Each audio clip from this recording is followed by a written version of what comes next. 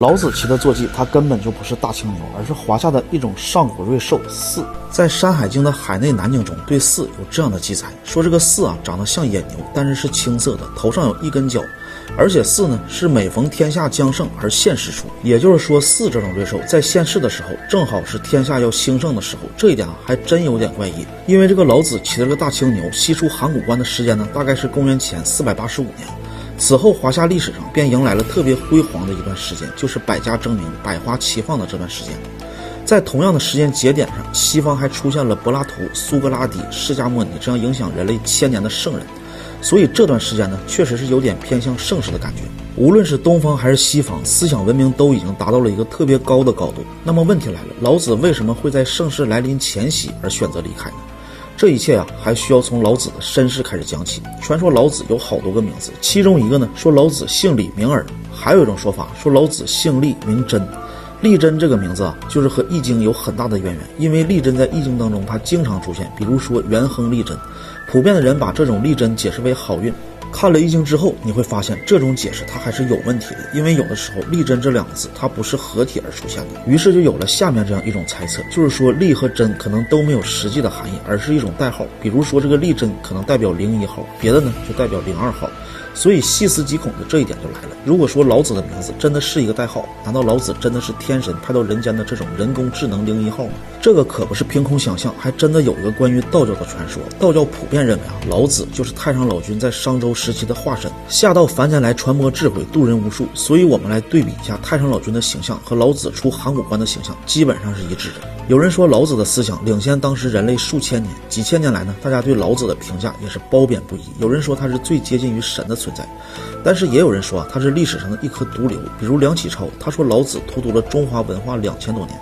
但是真实的历史它并非如此，虽然我们可以从老子留下的《道德经》中看到很多关于教人无为、不争、顺其自然、遵循天道和类似于儒家仁义的一种思想，而自从到了1971年马王堆汉墓出土了汉朝初期的《道德经》文字之后，我们才知道原来我们的传世版《道德经》都是被篡改的版本。《道德经》一共5000字，81个章节，居然被改写了700多处细节。荼毒我们文化的不是老子，而是历代的君王。真实的道德经也根本不叫道德经，而是德在前，道在后。德是人的修为，道是自然的规律。不要小看这顺序不同啊，这表达的意思根本就不一样。德在前是人的修为极为关键，然后再看是否符合自然的规律，而篡改之后的道在前表达的意思啊，几乎和努力没有什么关系。天道才是人成功失败的重要因素，而德在前更主张的是个人修为，道在前主张的是顺应天命。而我们平时看的书上写着大器晚成，而马王堆出土的帛书上写着大器免成。原来老子的意愿和坚持、福报、大器晚成这种心灵鸡汤一点关系都没有，更不是给不作为的年轻人找了借口，而说真正的大器啊，他是不断的成长自己，他不认为自己已经成了大器。说白了，没有成功，只有成长。你一旦成功了，就是一个阶段性的句号，而大器免成是永远都在成长，始终都有希望，始终都有未来，这是两种根本不同的境界。而我们的书中还写着曲则全，枉则直，而帛书上写着曲则金，枉则定。这个可就不是两种境界了，而是塑造两种不同的思考方式。原来老子他不是想让我们委曲求全，而是想让我们勇敢的面对。想让我们委曲求全的是篡改《道德经》的人。我们的书中还写着语善人，言善信，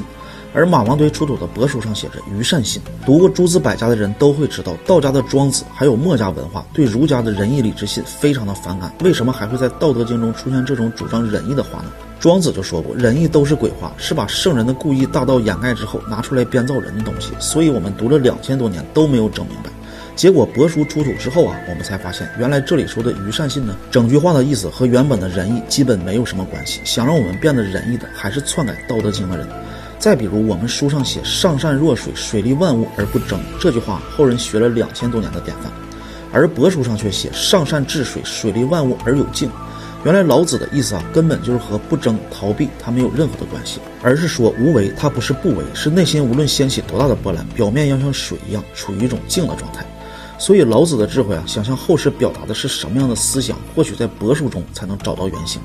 他不仅看透宇宙和世界的真相，还悟出了无数的道理，这让历代的君王有了很大的反感。因为君王的希望是底层百姓不要太聪明，每天吃饱饭活着就行，也不要有任何的想法。所以如果让普通人领悟到道家的智慧，拥有了看透真相的能力，那儒家的等级分化、愚民育民的手段就彻底失效了。就仅凭这一点，也是让后来篡改《道德经》700多处的真正目的。而帛书《道德经》的出土，再次让我们看到了《道德经》的本来面貌。而对于帛书版《道德经》，现在的学术界依然采取回避的态度，不愿意打破长久以来的固有思想，就连名字也要叫《道德经》才可以出版。而书中的内容呢，都是马王堆汉墓出土的内容，这个大家可以放心购买。它不仅内容很全，还有和传世《道德经》做的对比，我们可以清晰的看到两者的区别和反应。所以这本书啊，我就放在购物车里了，极力推荐给大家。